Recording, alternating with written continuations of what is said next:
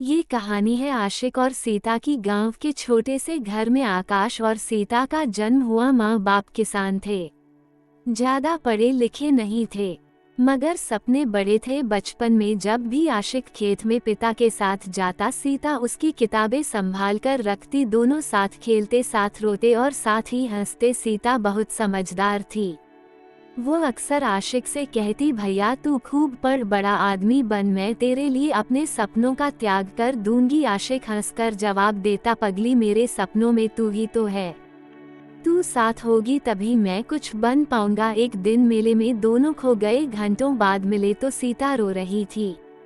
आशिक ने उसकी कसम खाई, कभी तुझे अकेला नहीं छोड़ूंगा। वो कसम दोनों के रिश्ते की नींव बन गई। समय बीता, आशिक शहर पढ़ने चला गया। सीता की पढ़ाई बीच में ही छूट गई, क्योंकि माँ बाप ने उसकी शादी कर दी। उसका ससुराल ठीक था, मगर वहाँ प्यार कम और जिम्मेदारियाँ ज्यादा थी। फिर भी सीता हमेशा आशिक को चिट्ठियाँ लिखती, भैया तेरा सपना ही मेरा सपना है, बस तू आगे बढ़ता जा। आशिक नौकरी में व्यस्त हो गया, मुलाकातें कम होती रही। हर साल सीता उसे राखी पर बुलाती। कई बार आशिक काम की वजह से नहीं जा पाया, वह राखी दाग से भेज देती और चुपचाप आंसू पोंछ लेती। एक दिन आशिक को खबर मिली कि सीता को कैंसर हो गया है।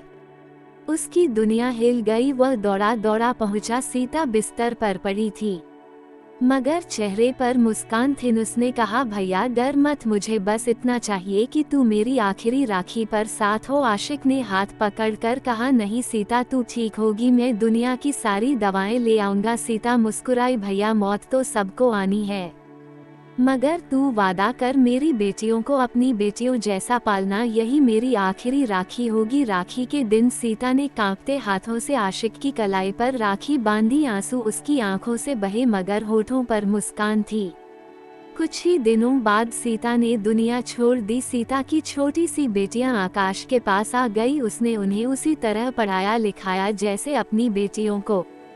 हर राखी पर आशिक अपनी कलाई पर वही राखी बांधता है और बेटियों से कहता है, तुम्हारी माँ सिर्फ मेरी बहन नहीं थी, मेरा सपना थी। उसने जो वादा लिया था मैं उसे निभाऊंगा जब तक जिंदा हूँ। और उसकी आंखें हर साल उसी तरह भीग जाती है। इस कहानी से हमें ये सीख मिलती है, भाई बहन का रिश्ता सिर्फ बचपन तक सीमित नहीं रहता, यह ऐसा बंधन है जो मौत के बाद भी जिंदा रहता है।